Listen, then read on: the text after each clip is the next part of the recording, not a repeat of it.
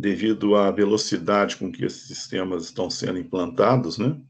E ao fato de que as normas técnicas, né, que orientam.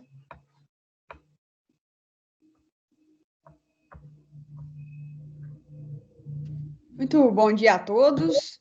Professor Ronaldo, estou vendo aí já presente, até já iniciando as conversas com os alunos. Seja bem-vindo, bom dia, professor. Tudo bem? Obrigada, bem-vindo aos alunos. Nós vamos aguardar aí apenas uns 5 minutinhos para iniciar, atendendo a programação do evento. Tudo bem? Perfeito. Ok. Sem problemas. Uhum.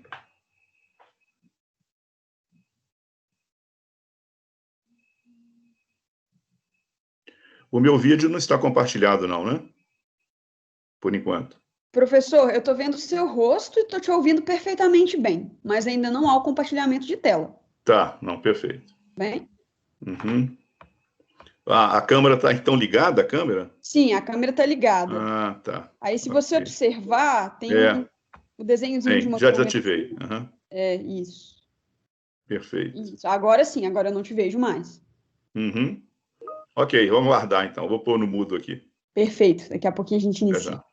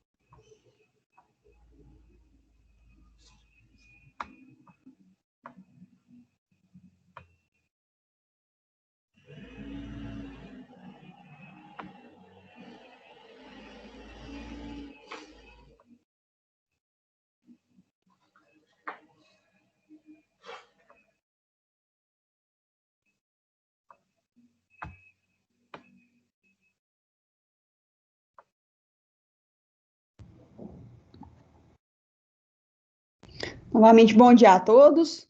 Professor Ronaldo, se você não se incomodar, eu vou esperar ainda mais uns 3 minutinhos, uma vez que muitos professores iniciam a aula e direcionam os alunos para cá. Eu estou vendo o número de participantes crescente. Caso você não se incomode, 3 minutinhos a gente já inicia, tá bem? Perfeitamente.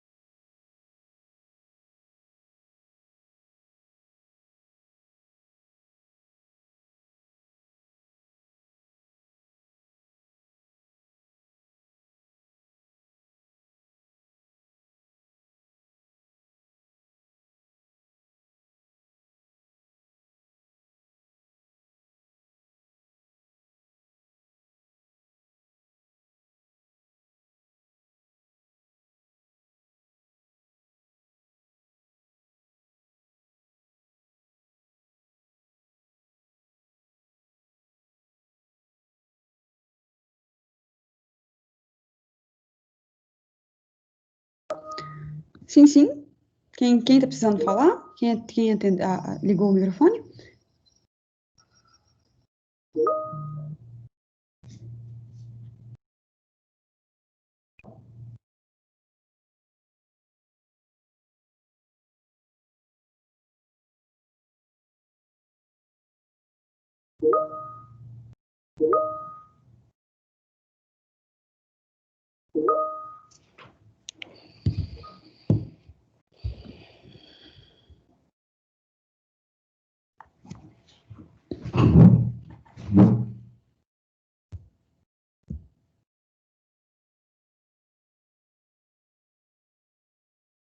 Bom, agora, oficialmente, já cumprimentei uma boa parte dos presentes aqui, mas agora temos novos ouvintes, convidados. Dessa forma, oficialmente, eu inicio o segundo dia do CIPUC, com muita satisfação em recebê-los, muita gratidão pelo prestígio ao evento, né, que está muito nos engrandecendo, como eu gosto de dizer, e nos deixando muito felizes com o sucesso que nós temos observado. A gente gosta muito de ver as coisas andando bem, vamos ter muito prazer em ouvir aí a percepção de vocês depois. Para iniciar, então, esse segundo dia do nosso CIPUC, nós vamos escutar o professor Ronaldo Cacher Moreira. O professor Ronaldo Cacher Moreira, ele é doutor em Engenharia Elétrica pelo UFMG, também mestre em Engenharia Elétrica pela mesma universidade, ele é engenheiro eletrônico de telecomunicações pela PUC, também diretor e responsável técnico da Cacher Engenharia e Comércio, leciona nos departamentos de Engenharia Elétrica, Engenharia Eletrônica e Aeronáutica aqui da PUC Minas, especificamente para as disciplinas de aterramentos elétricos, antenas, micro-ondas, segurança e infraestrutura e sistemas elétricos de aeronave. Não só isso, ele também coordena a pós-graduação do IEC aqui da PUC Minas, sendo membro de comissões como a BNT-CE 03.2.64.10, que faz a revisão da NBR 5419 de 2015. Então, nós vemos aqui diversas atribuições e nos prestigiando aqui no nosso evento. Professor Ronaldo, muitíssimo obrigada. Fique à vontade para ministrar sua palestra. Qualquer necessidade que você tiver ao longo do processo, nós estamos à disposição. No momento, eu já estou conseguindo ver a sua projeção, tá bem? Ok, minha câmera também está compartilhada, né? Não, professor, a câmera não. Então, eu não te enxergo, não enxergo você, mas enxergo o seu PowerPoint. Perfeito. Tá bem? Bom, eu que agradeço, viu, Raquel, a oportunidade aí de falarmos um pouquinho sobre esse assunto, né? Que é um assunto muito atual, né? Na engenharia. Exatamente pelo fato de que essas instalações fotovoltaicas, elas têm sido instaladas, né? Numa taxa exponencial, né? Então, cresce muito a quantidade de plantas instaladas e, no caso nosso, especificamente da proteção, né, que é o objeto da minha palestra, proteção contra descargas, principalmente, o que houve foi um descompasso, né, entre as normas e as implantações em campo.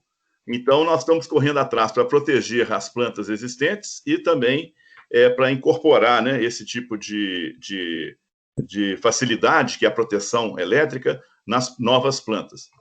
Eu queria iniciar dando uma visão geral sobre as normas que regem esse assunto, normas técnicas.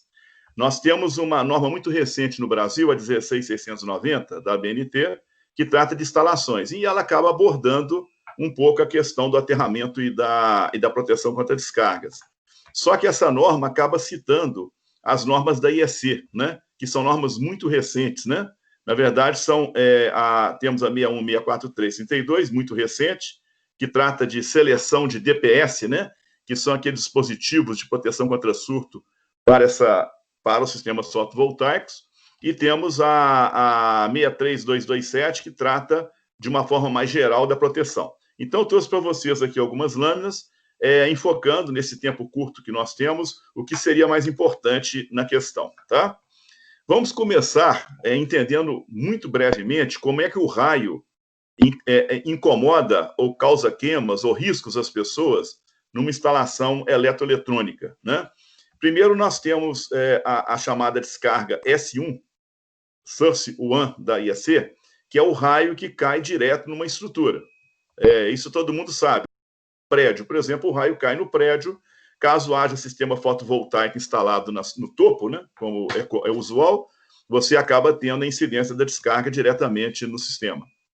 As normas reconhecem também o efeito de queima, né, devido à chamada S2.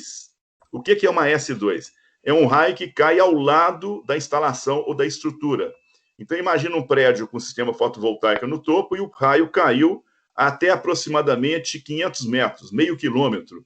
A partir de meio quilômetro para menos, nós já reconhecemos que o campo eletromagnético desse evento tem energia suficiente para acoplar surto, que pode danificar o sistema fotovoltaico. Chama descarga próxima, né? Ou descarga S2. Nós temos ainda a descarga S3, né? Que cai na rede elétrica aonde está instalado o sistema fotovoltaico, no nosso caso, né? Nosso foco aqui é fotovoltaico. Então, você tem aqui o painel, os inversores injetando energia na rede e a descarga houve na rede, diretamente na rede. Chama-se S3, né? Isso acaba provocando um transitório, que inclusive é perigoso para as pessoas, né? Os usuários de energia, além de queimar, possibilidade de queimar os equipamentos, tirá-los de operação. E, finalmente, as normas reconhecem a presença da S4, que é um raio que cai, uma descarga que cai ao lado da rede elétrica onde o sistema fotovoltaico se encontra instalado. Essa descarga lateral, a linha, ela também provoca um campo eletromagnético muito intenso que acaba induzindo surto na rede metálica e, por conseguinte, esse surto viaja e acaba queimando, por exemplo, o inversor.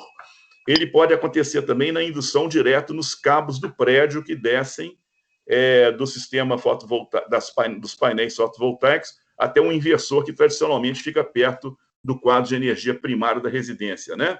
Para fazer a injeção da energia. Então, nós temos que pensar na proteção encarando essas quatro possibilidades. Raio direto, né, no painel, ou no lugar dos painéis, o raio que cai ao lado, né, da instalação dos painéis, S2, o raio que acaba conectando nas redes metálicas, que, por sua vez, estão ligadas ao sistema fotovoltaico, e, finalmente, a descarga que cai ao lado das redes, induzindo surto, e esse surto chegando de forma metálica até os painéis. Então, nós temos dois tipos de instalação muito comum fotovoltaico, conforme vocês já sabem. O primeiro seria os painéis instalados no topo de prédios, né? Nas águas do telhado, né? Aproveitando a insolação, a exposição ao sol, né? Que o telhado teria. Então, geralmente, os instaladores acabam usando uma área máxima possível, porque, evidentemente, que a conversão de energia solar em elétrica é proporcional à área, né, de exposição dos painéis. E acaba havendo muitos problemas, por exemplo, aumento de risco devido à descarga S1 e S3.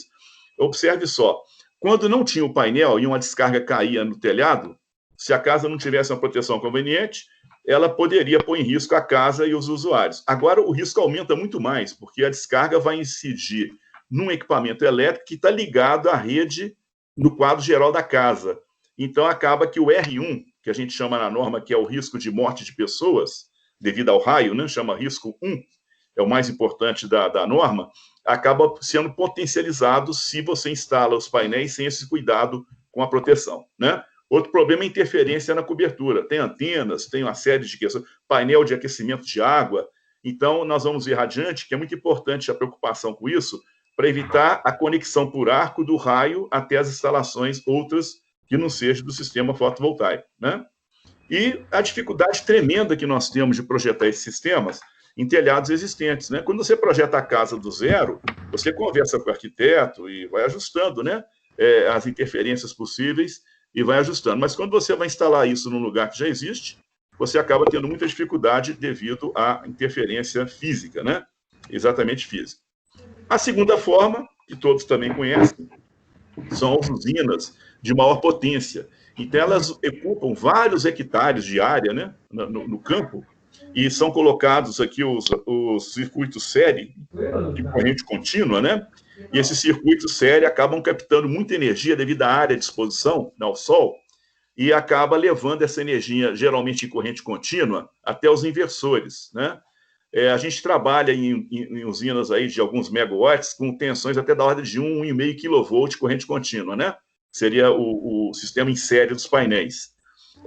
Pois bem, então, como a área aqui é muito vasta, evidentemente que a área de coleção de descarga direta S1 é muito maior do que no prédio, né? Isso é um fato. Quanto mais painel, mais área de possível conexão da descarga.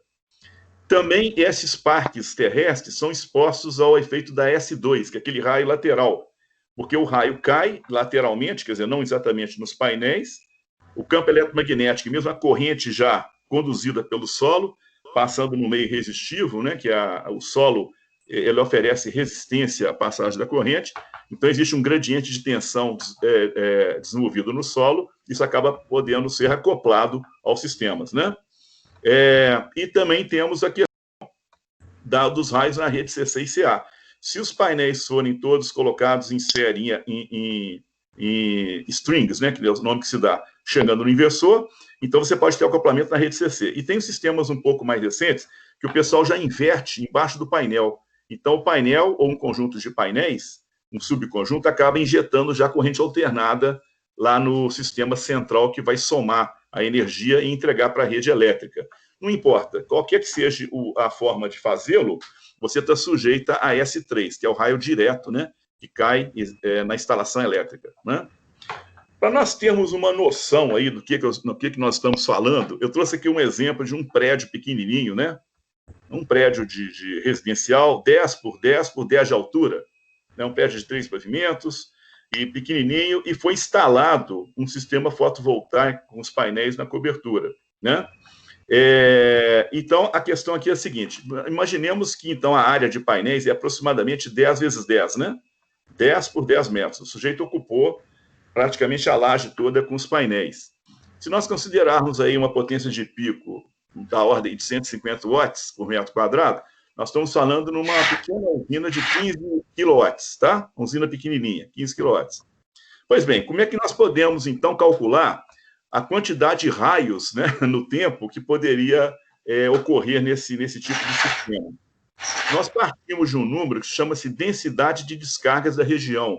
Esse é um número que o INPE, né, levanta, e estatisticamente isso vai sendo acumulado e tratado, e você consegue esses dados no INPE, né, ou então na própria anexo da nossa norma de proteção contra descargas, que é a NBR 5419, né? Então, imaginemos que o lugar tem 10 raios por quilômetro quadrado por ano. Raios por área por tempo. Então, você calcula a área de coleção do prédio, mais ou menos planificando o prédio, supondo que a altura dele foi triplicada. É mais ou menos assim que se faz. Então, nós chegamos numa área de coleção de raio direto, né? No caso, deu aqui 4 vezes 10 a menos 3 quilômetros quadrados, para multiplicar unidades iguais. Então, se você multiplicar a densidade pela área de coleção de S1, de raio direto, você chega a 0,04 descargas por ano. Ora, não existe 4 centésimos de raios, né? O melhor é você inverter isso. Então, você tem anos entre descargas, período. Nós teríamos, então, a cada 25 anos, estatisticamente falando, um raio direto nos painéis, nesse caso em particular, ok? Quando você agora lida com a S2, que é aquele raio lateral que eu comentei, mais uma vez, nós temos aqui uma metodologia para calcular a área de coleção de S2, que, como eu tinha falado, ela vai até aproximadamente 500 metros do prédio, né? A partir da fachada. Então, essa área dessa ameba vermelha aqui foi calculada como 0,8 km² no nosso prédio de 10 por 10 por 10, né? E nós multiplicamos, então, a densidade, que é 10 raios por quilômetro quadrado por ano, por essa área em quilômetros quadrados, chegamos a 8 descargas por ano. Se você inverter, nós estamos falando agora em período de descarga de 0,124 raios, 0,124 anos entre descarga, o que daria mais ou menos 1 mês e meio. Sim, então, a cada 1 mês e meio, você teria um surto que poderia danificar os painéis. Correto? Essa que é a ideia, né? Vocês terem uma ideia do como é que o raio incomoda uma instalação fotovoltaica. Ou seja, uma descarga incomodando a cada 45 dias, né? Comparando com a descarga direta, né, nós temos uma relação de 201, ou seja, a cada 200 surtos devido ao raio lateral induzido, você tem um surto, nesse caso, direto, né? Então, apesar do descarga lateral induzir surtos com menos energia, a quantidade de surto que você recebe lateral ao longo do tempo é muito maior do que o surto direto, né? mas o surto direto mata, né? A descarga lateral não mata a pessoa, a indução não mata. O raio direto pode matar o usuário, porque está injetando corrente eventualmente no corpo da pessoa, né? E se você pegar agora uma pequena usina fotovoltaica no solo, vamos pegar uma usina de 3 megawatts de pico, né? É 100 por 200 metros de painéis, aproximadamente, de insolação, área de insolação, considerando ainda aquele mesmo índice de 10, né, raios por quilômetro quadrado por ano, né, nós vamos verificar que, considerando a área de atração, né, de 0,02 quilômetros quadrados, né, transformando aqui a área em quilômetros quadrados, de 100 por 200 metros, multiplicando, né, a densidade pela área, nós temos 0,2 descargas por ano, né? Ora, invertendo isso, você tem a cada 5 anos um raio direto nos painéis, né? Então, observe que comparando isso, né, digamos, com o nosso prédio aqui, ó, a incidência de raio direto, né, aqui no caso aqui, ó, é muito maior. Aqui nós estamos falando um raio a cada 25 anos, né? E aqui nós estamos falando com um raio a cada 5 anos diretamente no painel, né? E a descarga lateral, né, que seria a tal indução e acoplamento resistivo da corrente, supondo que o raio caia ao lado, fazendo uma conta parecida com o que eu fiz no prédio, né, considerando o mesmo parâmetro de densidade, a nossa área aqui agora é 100 por 200, né? Então, você tem uma área de coleção de 1 quilômetro quadrado, aproximadamente, né? Essa ameba vermelha que eu pus aqui. Então, fazendo a inversão aqui, você tem 10,8 descargas por ano, né, ocorrendo, né? E o período entre descargas seria de aproximadamente um mês. A cada um mês você teria uma indução por descarga lateral. E a engenharia tem recursos um pouco diferentes para você combater a indução e combater o efeito do raio direto, né? Alguns são coincidentes, mas nem sempre são exatamente os mesmos. Então, isso dá uma visão para a engenharia, para o engenheiro, de onde é que ele vai investir melhor para evitar que a usina saia por descarga atmosférica, correto? Então, no caso aqui, fazendo a relação entre a quantidade de descargas próximas e diretas, no caso de uma usina, nós temos um número muito perto de 1, tá vendo? 1,3 nesse caso aqui. Óbvio que isso aqui depende do tamanho, da densidade, né? Eu só trouxe aqui uma pequena amostra, né, de um cálculo, para vocês entenderem que nós não podemos preocupar apenas com raio direto, nós temos que preocupar também com aquele raio lateral que possa vir a induzir, né, correntes e surtos na instalação, correto? Muito bem. Sobre os motivos para se colocar proteção no sistema fotovoltaico, nós temos 2 bons motivos. O primeiro deles é a proteção dos usuários, porque o painel está no topo do prédio. Você tem aqui um circuito CC que vai com o inversor. O inversor liga no quadro de distribuição central, né, da casa, geral. E, por sua vez, esse quadro alimenta as utilidades. Então, se houver, por exemplo, um raio direto no painel, o raio é uma fonte de corrente, ele empurra, independentemente da impedância do circuito, uma corrente, por exemplo, de 20 kA, 30 kA. Ele já sai da nuvem decidido que corrente seria essa, né? Se for uma árvore, ele injeta 20.000 amperes na madeira. Se for um tubo de aço, injeta 20.000 amperes no tubo de aço. As consequências são totalmente diferentes, né? Mas a corrente não depende da impedância por onde houve a conexão. Então, olha só, veja bem, quando isso acontece, aqui tudo é queimado. Queima o painel, rompe o isolamento do cabo, rompe o isolamento do inversor e acaba que o transitório aparece dentro da residência e pode, inclusive, colocar em risco a pessoa, chamado risco R1. Então, primeiro bom motivo, proteger os usuários, a saúde dos usuários das descargas atmosféricas. Esse motivo, inclusive, isso, de certa forma, está conectado à NR10, segurança, né, das pessoas com relação à parte elétrica. O raio faz parte do arcabouço da proteção elétrica, né? O segundo motivo, que não é muito menor do que, não é um motivo também tão bom quanto o primeiro, né, é a questão econômica. Porque quando você tem um painel no campo e ocorre uma descarga direta ou uma descarga lateral, você induz surtos, né, no modo transversal e no modo longitudinal. Aqui eu pus um exemplo da rede mais e menos, né? E se esse surto em quilovolt passar o nível de isolamento do painel ou do inversor, ele vai queimar.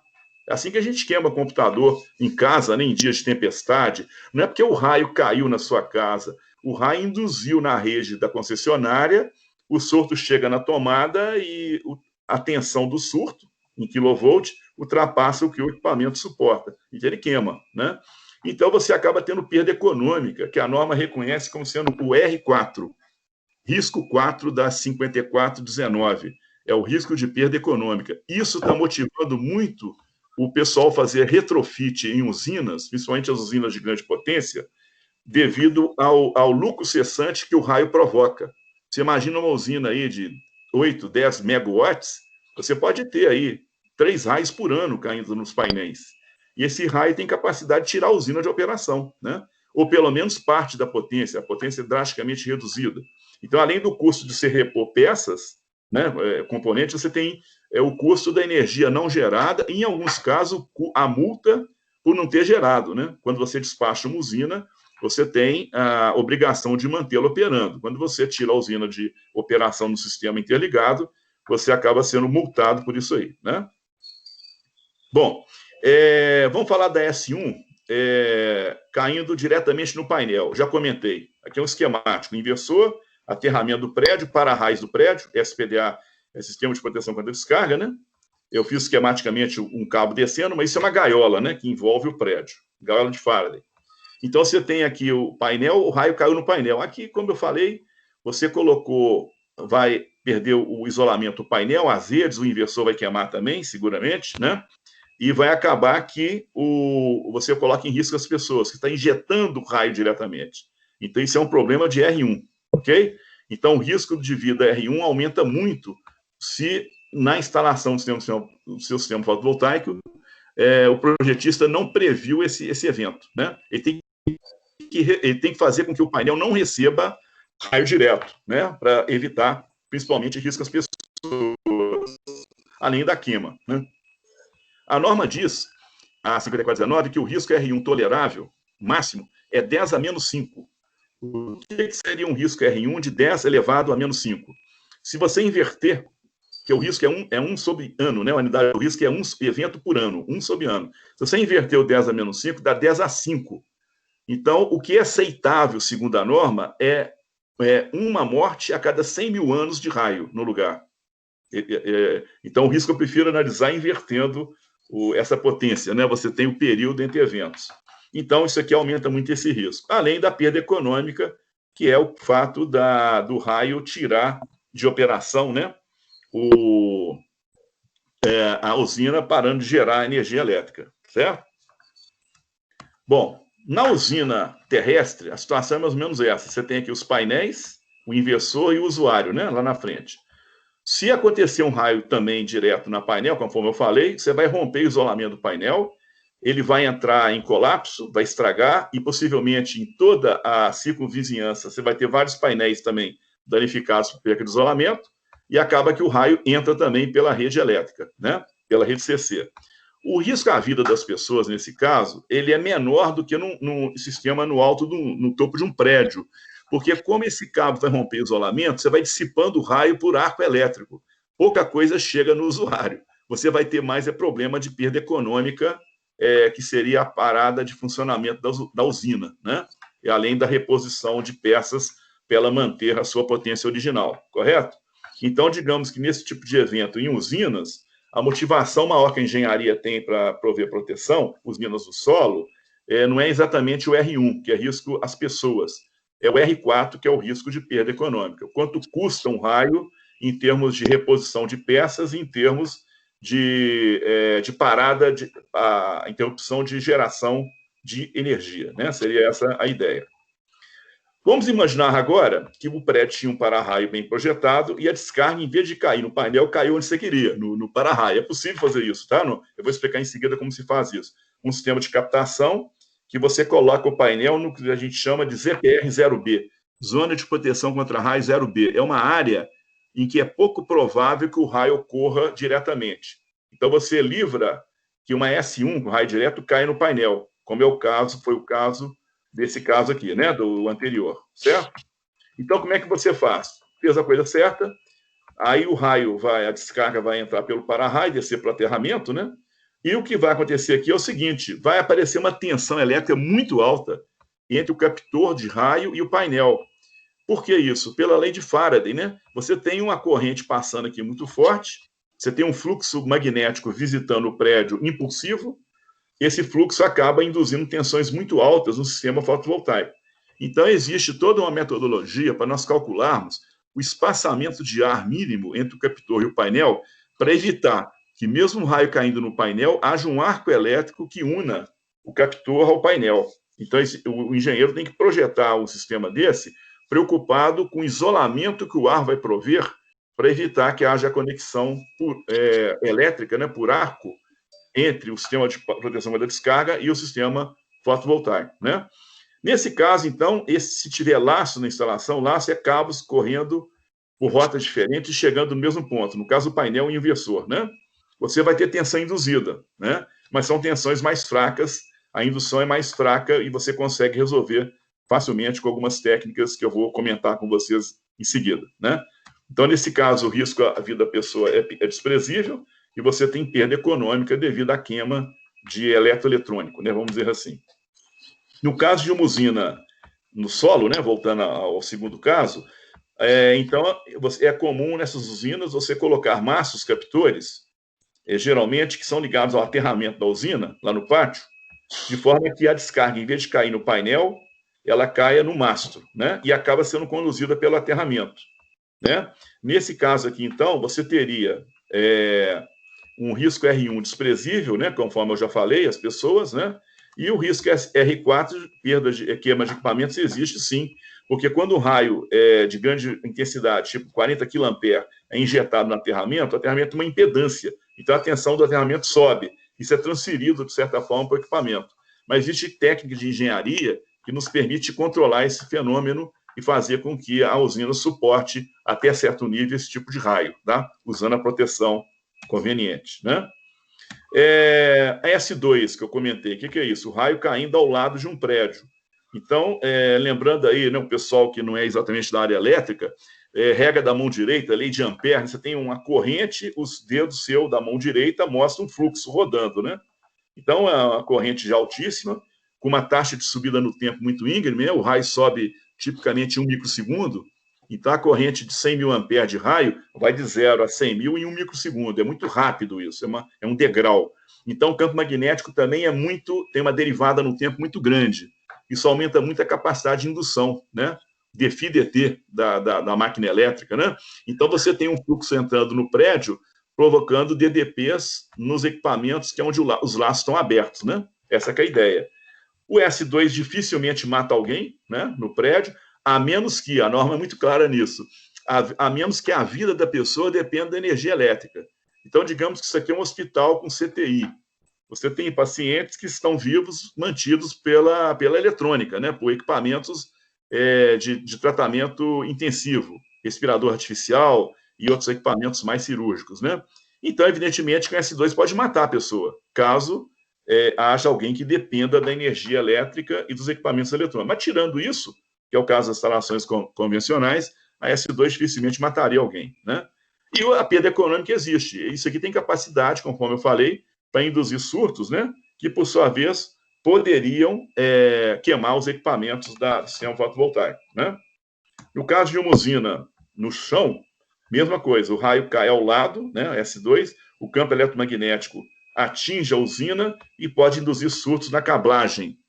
Tem formas, como eu já comentei, de blindagem para diminuir esses efeitos, mas eu estou dando aqui a ideia do fenômeno, né, como ele acopla.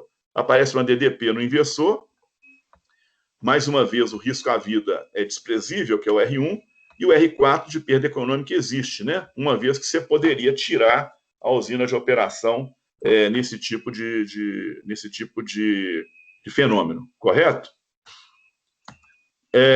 E nós temos agora, analisando o fotovoltaico, a S3, que é aquele raio que cai na rede elétrica. O raio é uma fonte de corrente. Então, vamos supor que um raio de 20 mil amperes, que é um raio pequeno, tá? De pico, caia na rede. Você vai ter uma divisão da corrente em duas, né? 10 mil amperes para a direita e 10 mil amperes para a esquerda, num surto muito íngreme, né? Na derivada. Quando esse surto viaja pela rede, através da impedância característica, né, o chamado ZC da rede, que é da ordem de centenas de ohms, aparece uma tensão de megavolts. Isso acaba rompendo o isolamento da rede. Nenhuma rede suporta um raio direto, tá? Na fase. O raio consegue provocar uma tensão que acaba fazendo a disrupção dos isoladores da rede. A rede, para suportar um raio direto, você tem que ter um isolamento muito bom, redes de alta tensão, e tem que ter aquele cabo guarda, né, que vai lá em cima das fases para pegar exatamente a descarga, né? Então, isso aqui acaba rompendo o isolamento, tudo que queima o inversor e coloca também as pessoas em risco, porque é um evento de alta energia, ok?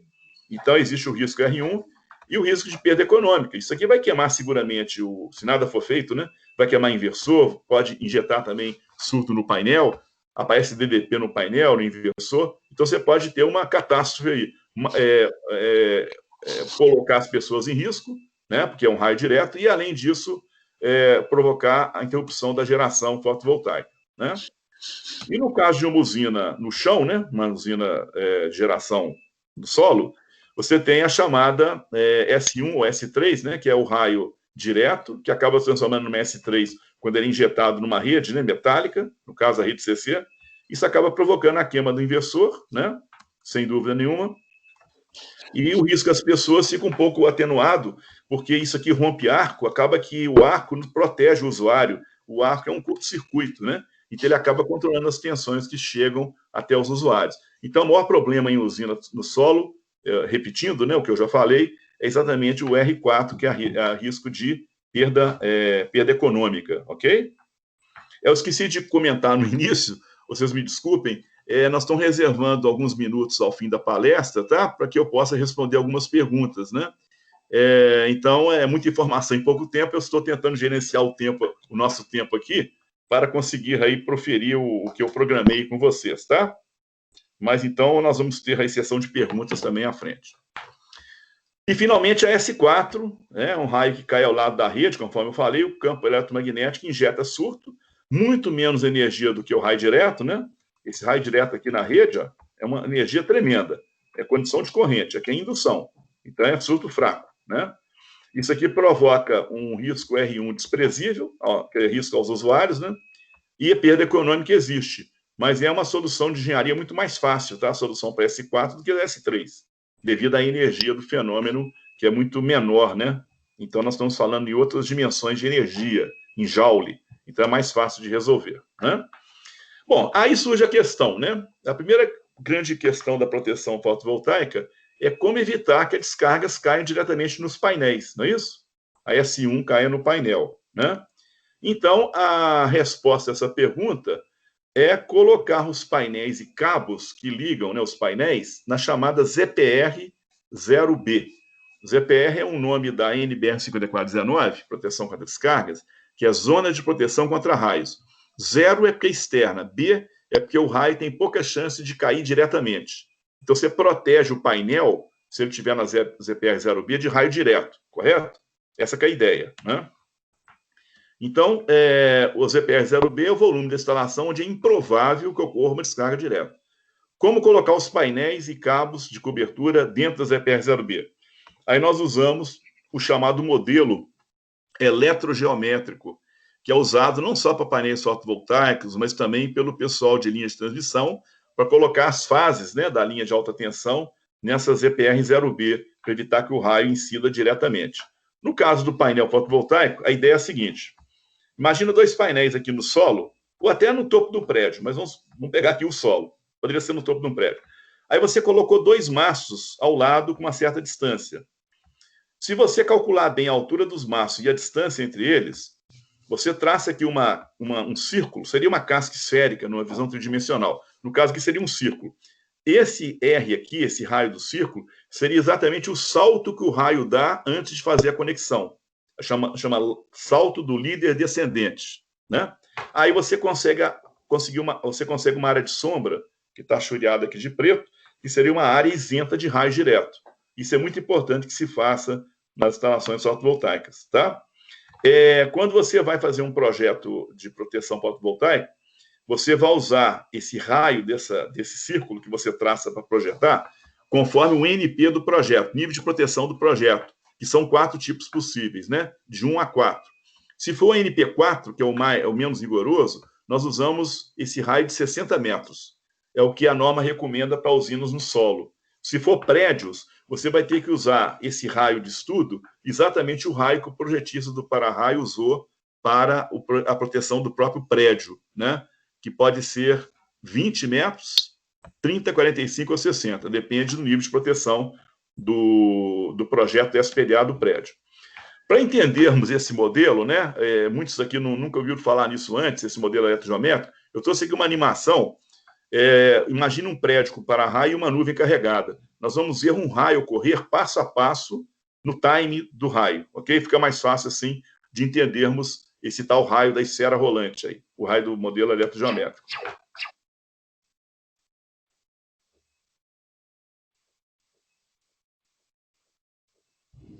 Veja bem, esses saltos vermelhos é o tanto que o raio, o líder precursor, que a gente chama, salta a cada passo até chegar no chão.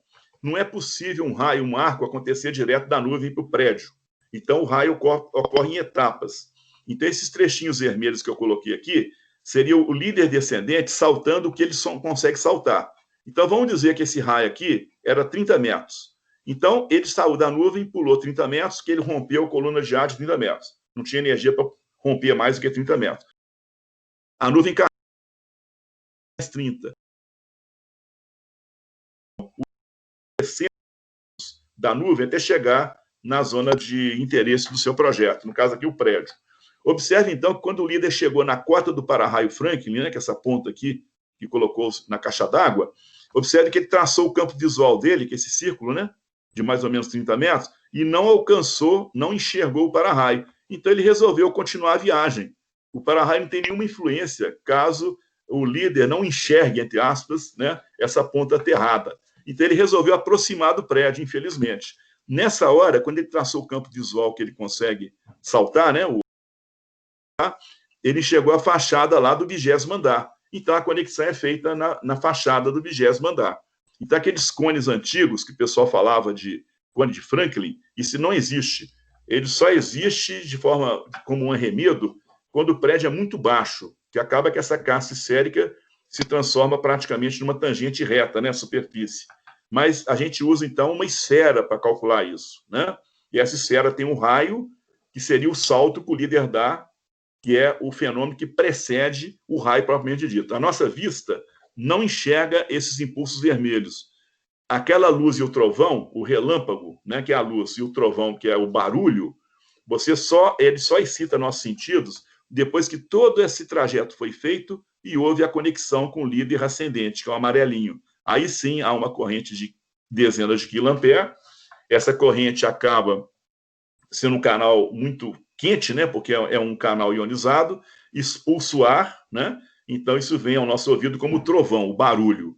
E aquela luz intensa excita a nossa retina, então ele vem como relâmpago, né? Inclusive, uma forma interessante de você calcular aproximadamente a distância que você se encontra do raio, né?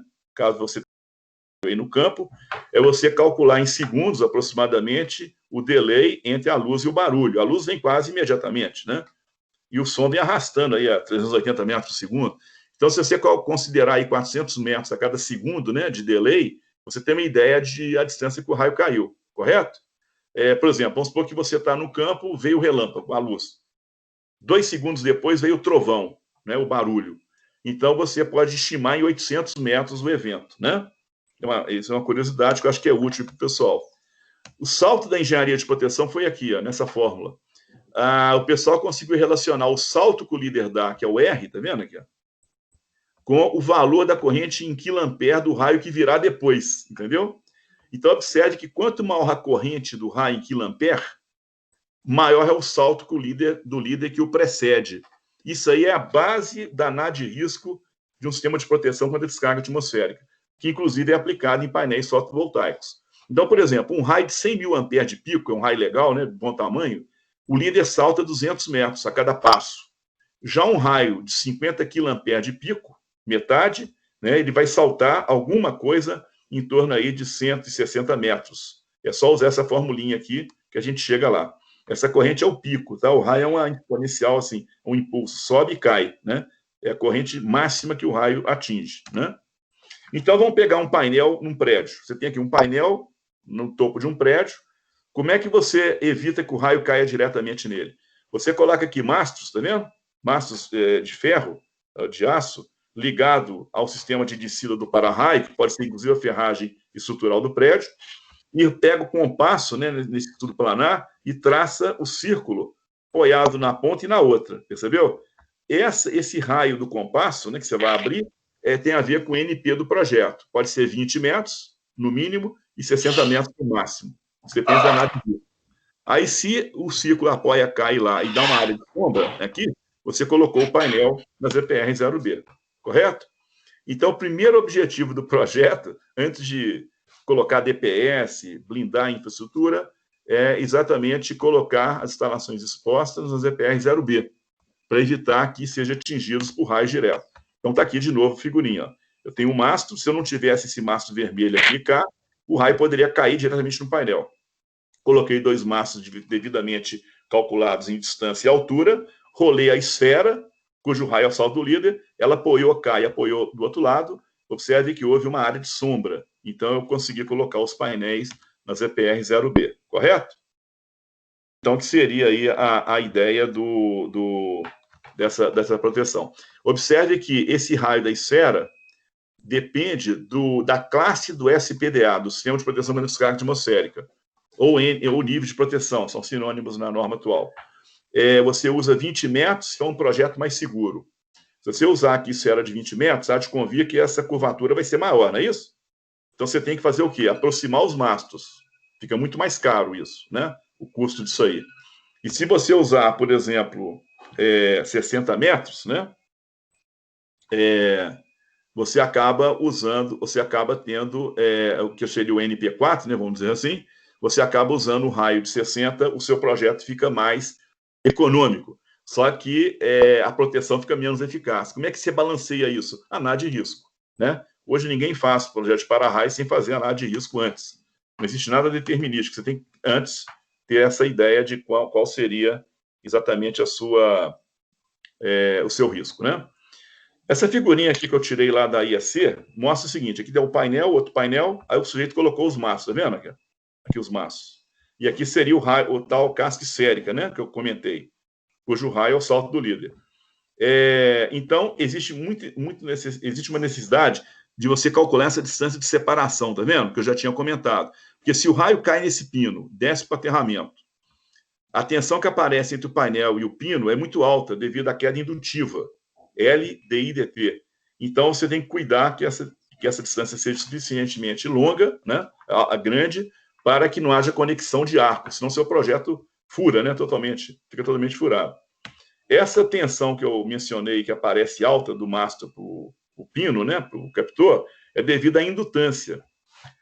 Um condutor reto, né, tipo um tubo de aço, ele tem mais ou menos 1 microhenry por metro de indutância própria, né?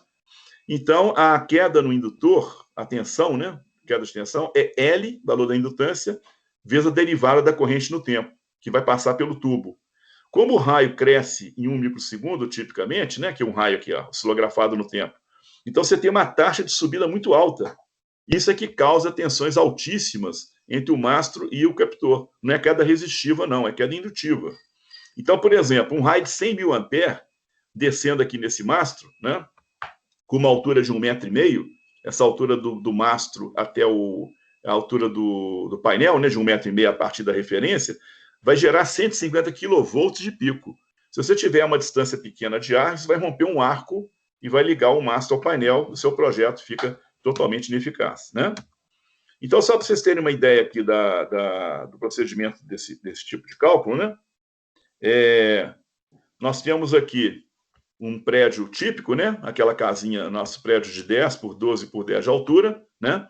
Então, existe uma série de fórmulas simplificadas na NBR 5419 que ajuda o projetista a calcular essa distância. Nesse caso aqui, por exemplo, em que você tem uma gaiola de Faraday como captação, com 4 descidas. O prédio tem 10 metros de altura.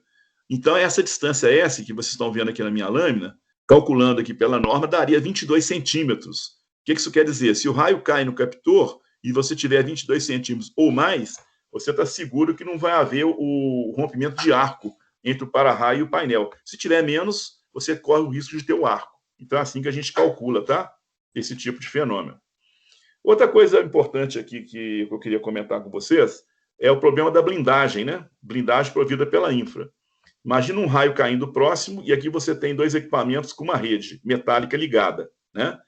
O que faz o acoplamento de surto é a lei de Faraday.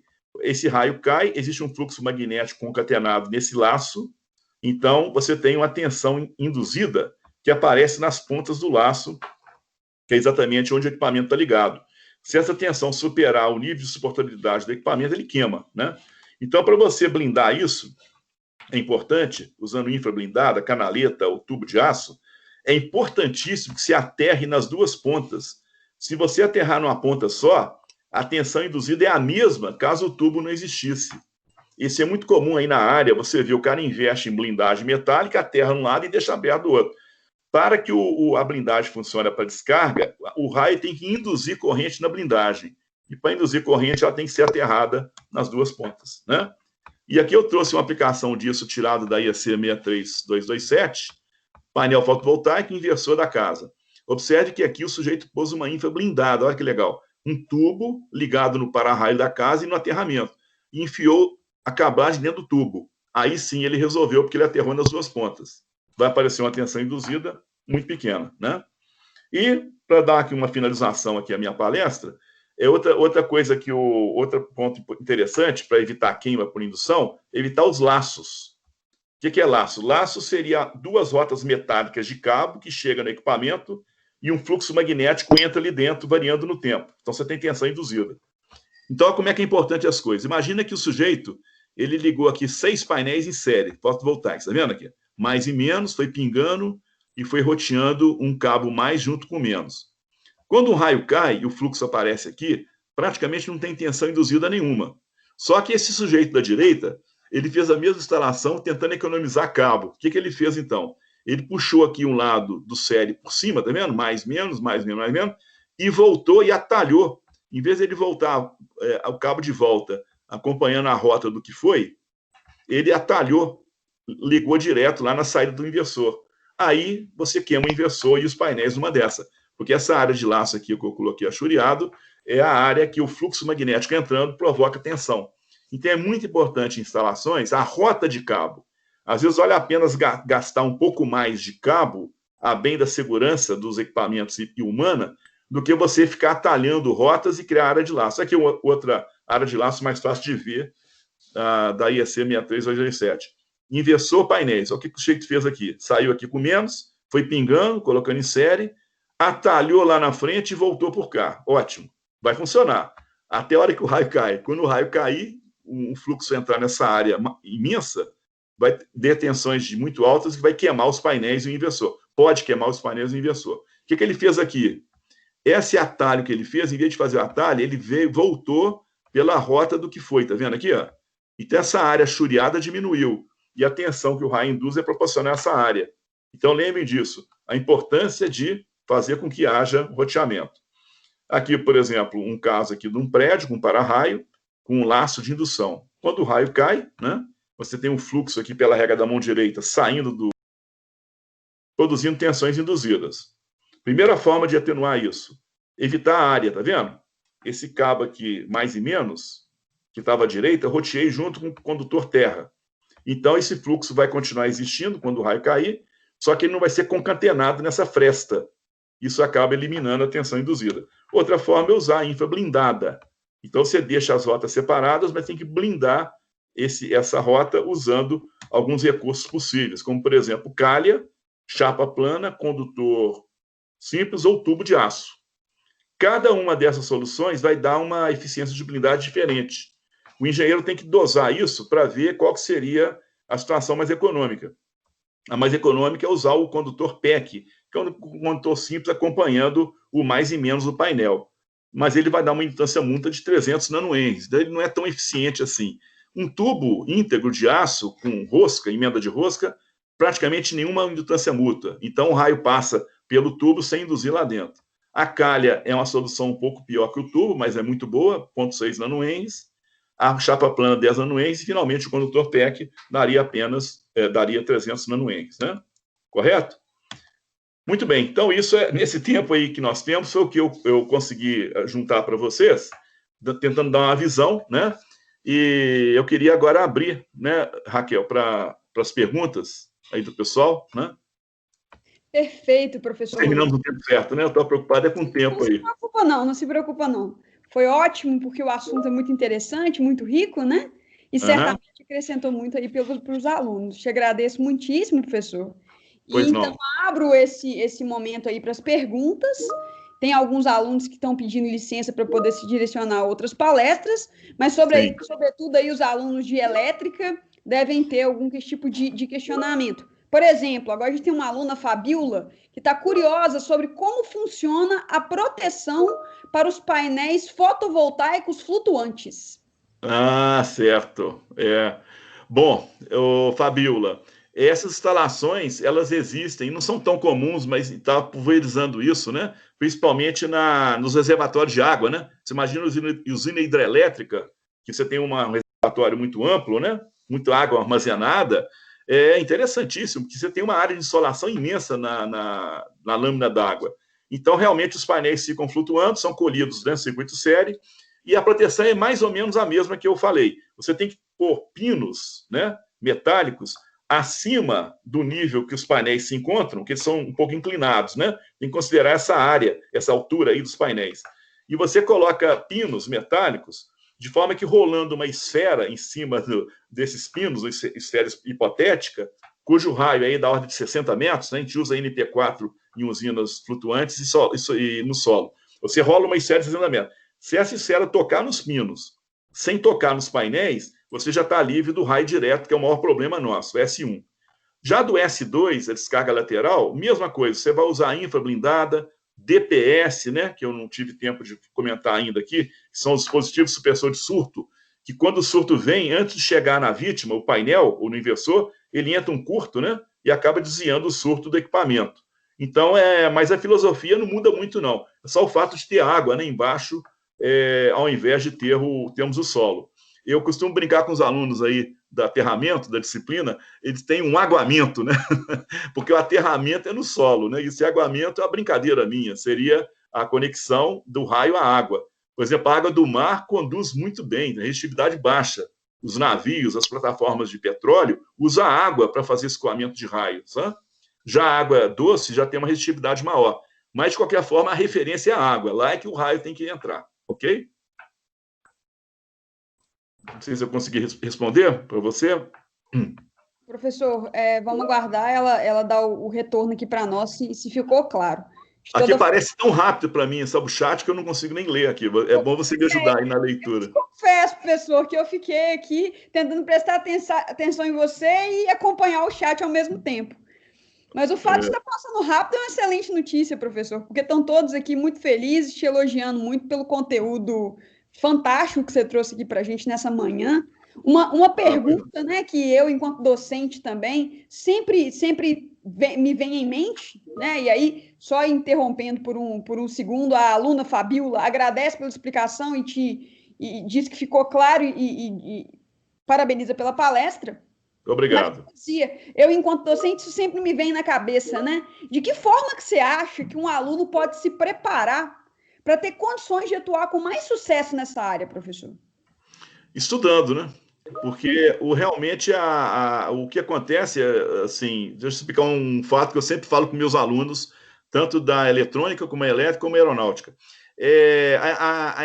A engenharia elétrica, ela de baixa frequência, ela acaba simplificando um pouco a forma como as coisas ocorrem, né? E acaba traduzindo numa teoria muito complexa que consegue quantificar as coisas corretamente. O transitório, que é o raio, ocorre de forma totalmente diferente, né? Você pode ter corrente indo para o lado que a carga está aberta, né? Então, isso causa muita confusão no aluno. Então, é importante que o aluno, para entender bem essas normas de raio, abra um pouco a cabeça para alta frequência. Primeiro ponto, primeiro dica que eu dou. E comece a estudar as normas. Eu sugeriria começar pela 5419, que é a nossa norma básica de proteção contra raios. Essa norma dá orientação de projeto e, evidentemente, que o aluno, no afã de entender por que a recomendação foi dada, que às vezes está numa linha totalmente diferente do que ele imaginava, né? Devido ao fato do transitório ter um mecanismo de condução bem diferente em regime permanente, que é o caso dos 60 Hz. Então, acaba que ele, com esse interesse, ele acaba desenvolvendo, entendendo melhor como é que o transitório ocorre, né? Mas é norma. Eu acho que tem que pegar a norma e, depois de estudar a norma, pegar um projetinho simples para fazer. Aí as dúvidas aparecem. Quando você lê uma norma, você acha que está tudo bem. Na hora que você pega, põe a mão na massa, né, para fazer algo executável, é que as dúvidas aparecem. Então, é prática mesmo, ok?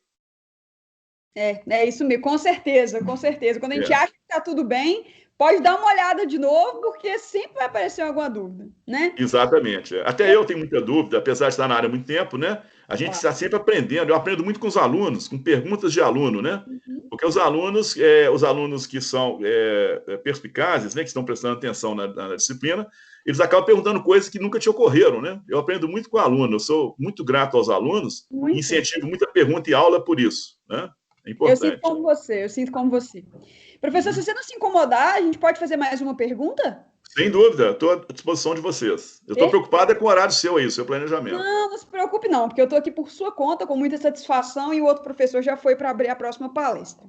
Certo. Mas, veja bem, o aluno Bruno e o aluno Alexandre fizeram uma pergunta que é similar, porque o Bruno quer saber quais são os erros mais comuns cometidos na instalação dos painéis, e aí o próprio Alexandre pergunta se o sistema de gaiola de Faraday pode ser aplicado na proteção desses painéis. Perfeito. Bom, primeiro ao Bruno, né? O erro mais comum, Bruno, que eu vejo aí nas usinas, nosso foco é a usina, né? Fotovoltaico, é laço de indução, o cara querer economizar cabo e fazer armadilhas, que é aquilo que eu mostrei na lâmina. Você faz um trajeto por um lado, né? Só para aqui, deixa eu ver se eu pego aqui para ficar mais só aqui. Aqui eu acho que tá visível para vocês, né? Aqui, você tem uma área de indução grande aqui, tá vendo? Porque o cara economizou cabo. Aqui ele gastou mais cabo, percebeu? Então ele diminuiu a área de laço e, com isso, a usina vai sofrer menos com o transitório. Esse é um erro que eu acho muito comum. Outro erro muito comum, que é perigoso, é fazer aterramento separado para o fotovoltaico. Porque tem fabricante de sistema de baixa potência que já manda um kit de aterramento para o sujeito. Então ele crava uma haste e leva um cabo terra lá para o painel. Isso coloca em risco não só os painéis, como os usuários. Então, as normas técnicas que têm a ver com esse assunto, a 5410, que é a baixa tensão, a 5419, elas têm trechos que falam claramente: não se deve ter aterramentos distintos na mesma instalação, porque isso está contribuindo para injetar tensão no prédio e, com isso, até colocar as pessoas em risco. Então, em resumo, 2 erros comuns: aterramento separado para atender ao fotovoltaico, e o segundo erro mais comum é a questão dos laços de indução. O sujeito não preocupa com rota de cabos, no afã de economizar cabo. Isso sai caro, porque no primeiro raio queima, né? O que poderia não ter ocorrido caso ele seguisse essas recomendações. Ok? E o Alessandro pergunta aqui, Alexandro, né? Alexandro, você é meu aluno, né? Foi meu aluno, Alexandro? Estou um pouco confuso aqui. Eu tive o Alexandro, não sei se é o mesmo. Mas é o seguinte, o sistema de gaiola de Faraday pode ser aplicado, né, na proteção de painéis. Para proteger, sim, só que temos um problema na gaiola. A gaiola, você faz uma trama de cabos acima dos painéis, correto? Essa que é a ideia. Né? Então, por exemplo, aqui, ó, deixa eu ver se eu consigo fazer aqui melhor para vocês. Ó. Imagina o seguinte, você tem aqui o chão, né? Nível do chão. E você tem aqui os seus painéis, né? Aqui, ó. Esquematicamente aqui representados, né? O que é a gaiola de Faraday? Muitos não sabem o que é isso. O sujeito coloca aqui um mastro, aqui, ó, outro aqui, ó, e acaba pondo um cabo em catenária, né? Em peso próprio, e a terra aqui, tá vendo?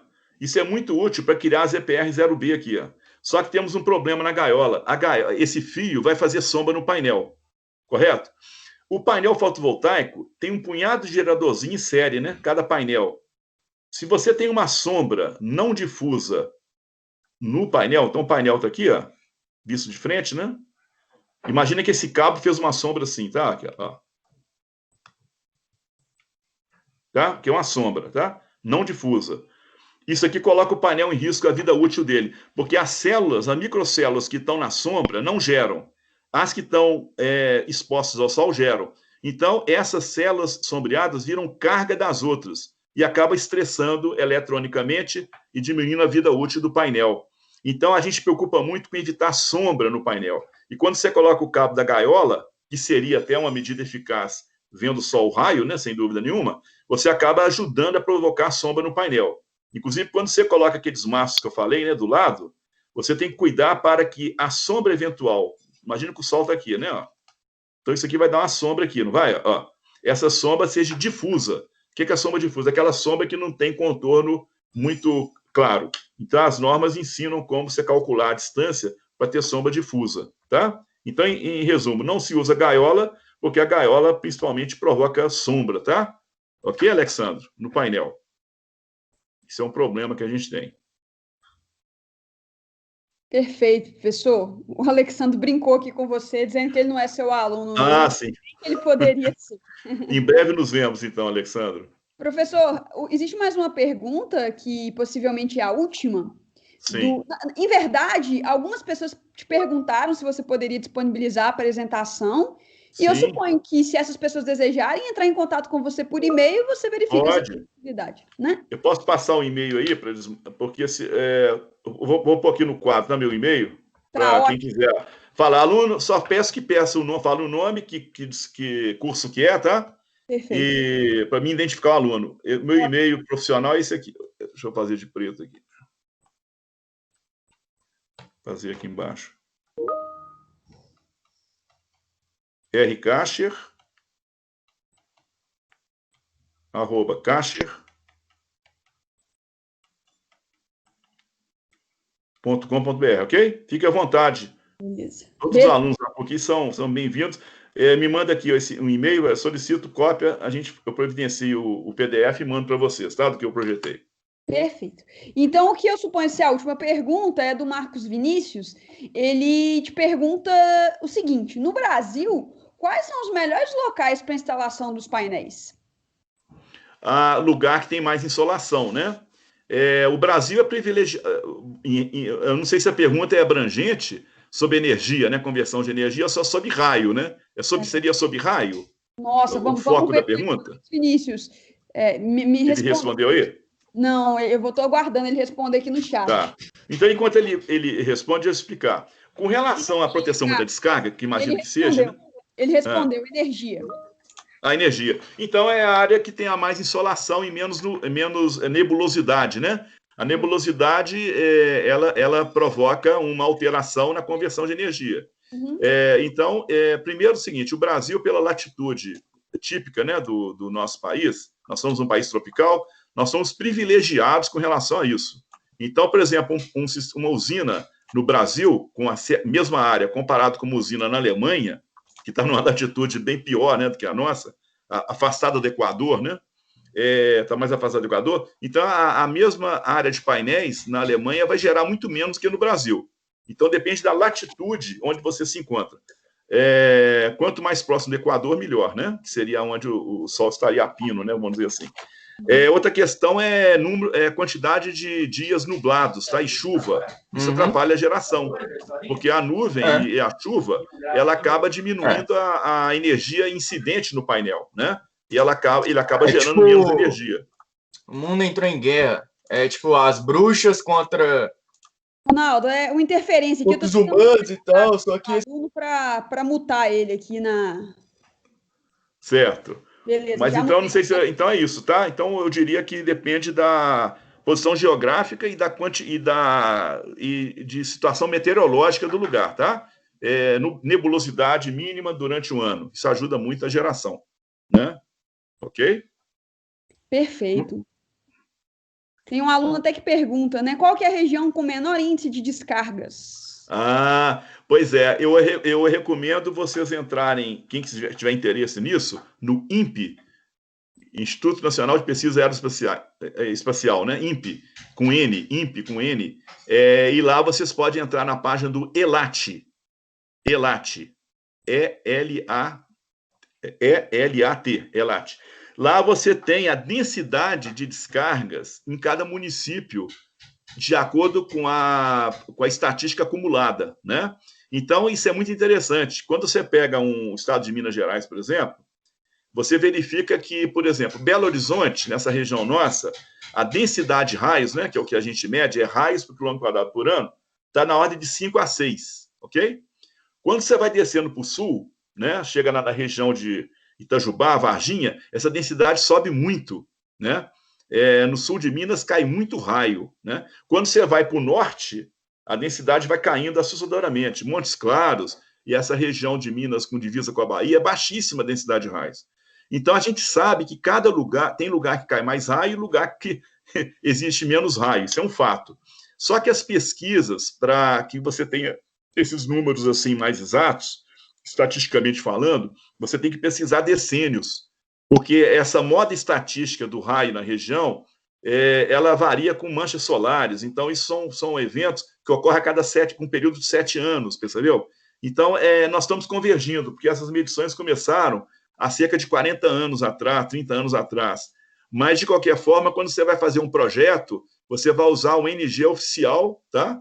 Segundo a NBR 5419. Cada lugar tem um. Minas Gerais, você tem um mapa com as situações de densidade. Então, você vai projetar em Araguari um fotovoltaico. Você vai e verifica a densidade de raios de Araguari, que vai ser diferente de Belo Horizonte. Esse número do INPE é que vai ser o valor oficial para você gerar o seu projeto, tá? Cada lugar tem uma densidade diferente. Fantástico, professor. Com isso, a gente encerra efetivamente a sessão de perguntas. Não sem antes te agradecer muito. Foi um prazer muito grande escutá-lo e eu tenho certeza que todos os alunos tiveram a mesma impressão. Foram mais de 200 participantes na sua palestra, então mais de 200 pessoas aprenderam muito nessa nossa manhã. Que bom, ótimo. Muito bom. E eu que agradeço, viu, a oportunidade. É um prazer estar aí ajudando aí a contribuir para o sucesso aí do Congresso, viu? E parabéns aí pela organização. É o primeiro virtual, né? E está correndo muito bem. A gente está sofrendo um pouco, professor. Tá bom. Mas estamos gostando. Muito obrigado por tudo novamente. Um forte abraço aos alunos e nos vemos aí na continuidade. Em breve. Muito obrigado. Felicidade a todos os alunos aí. Tá cheio de alunos meus aí. Agora eu estou vendo aqui vários aqui estão entrando no chat. Felicidade. Tchau, tchau. Um abraço. Tchau.